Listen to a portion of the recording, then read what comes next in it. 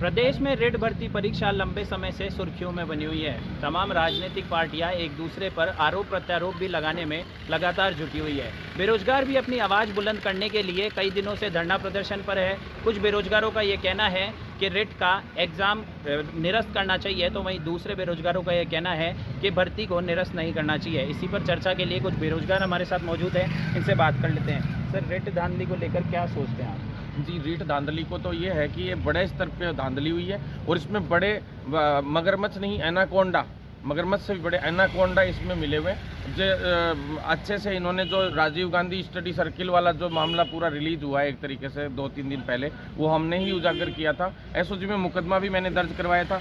जो पहले तो एसओजी में केवल जांच होकर रह जाती थी हर एक भर्ती में, पैरामेडिकल भर्ती और रीट में, जिनमें हमने अब रीट लगाई थी, पिटीशन दायर की थी। उसके बाद इसमें मुकदमा दर्ज हुआ। मुकदमा दर्ज होने के बाद इसमें एक के बाद एक परतें खुली, हमने प्रगति रिपोर्टें मांगी।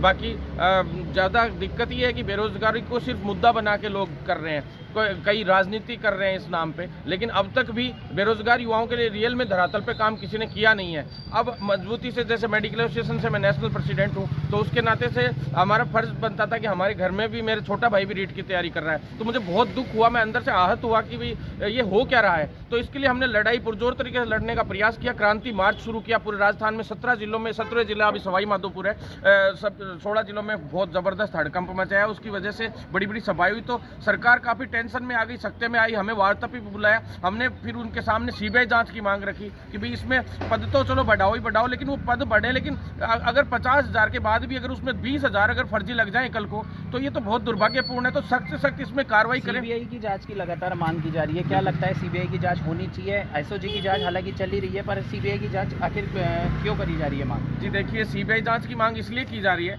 क्योंकि सीबीआई की जब भी बाल की खाल निकालती है सीबीआई, और पूरे मामले को पूरी पारदर्शिता से करती है। और चक्कर ये है कि कांग्रेस, एसओजी की मजबूरी हो जाती है कई बार कि उसको सरकार, जैसे राज्य सरकार है तो उसके अधीन है एसओजी, तो वो उनको दबाने का प्रयास करते हैं। तो सीबीआई को कोई दबाने का प्रयास नहीं करेगा क्योंकि वो केंद्र सरकार के अधीन है मामला। हमने सीबीआई जांच के लिए मैंने कोर्ट में पिटीशन भी दायर की, 14 तारीख को उसकी सुनवाई है और हम बहुत जल्द इसमें जीत भी दर्ज करेंगे। लेकिन सबसे अहम जो चीज़ है इसमें, वो ये होना चाहिए कि फर्जीवाड़े के खिलाफ एक सख्त से सख्त कानून बनना बहुत जरूरी है। अगली भर्ती में फिर सीबीआई की मांग होगी क्योंकि फर्जीवाड़ा फिर हो जाएगा। पहले वाली भर्तियों में जयन, एसआई, पटवारी तो नहीं हुई होगी उसमें, लेकिन लाइब्रेरियन, इन भर्तियों में कई फर्जीवाड़े सामने आए। तो ऐसे और कोई भर्ती में आएंगे, इससे अच्छा है कि पहले से इसके खिलाफ सख्त से सख्त कानून बने और उस कानून के अंदर जो भी व्यक्ति संलिप्त पाया जाए उसकी संपत्ति कुर्क हो। दूसरा, उसके जो संस्थान है, संबंधित प्राइवेट संस्थान है, तो उसकी मान्यता रद्द हो। और तीसरा ये कि भी उसमें फास्ट ट्रैक कोर्ट हो, अलग से न्यायालय हो भर्तियों के लिए,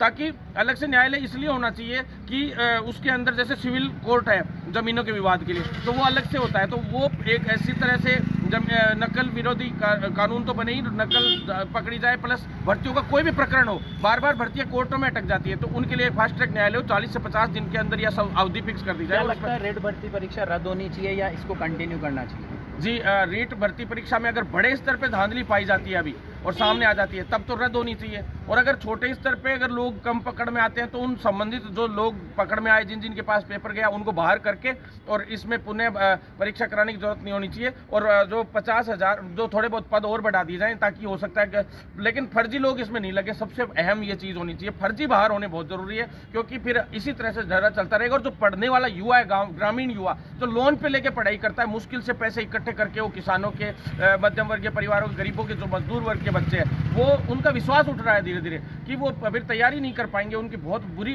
स्थिति। बिल्कुल, रिट भर्ती परीक्षा लगातार चर्चा का विषय बना हुआ है। हालांकि ये देखने वाली बात होगी कि सरकार इस पर क्या फैसला लेती है। क्या रिट भर्ती परीक्षा को रद्द किया जाता है या इसको आगे कंटिन्यू किया जाता है?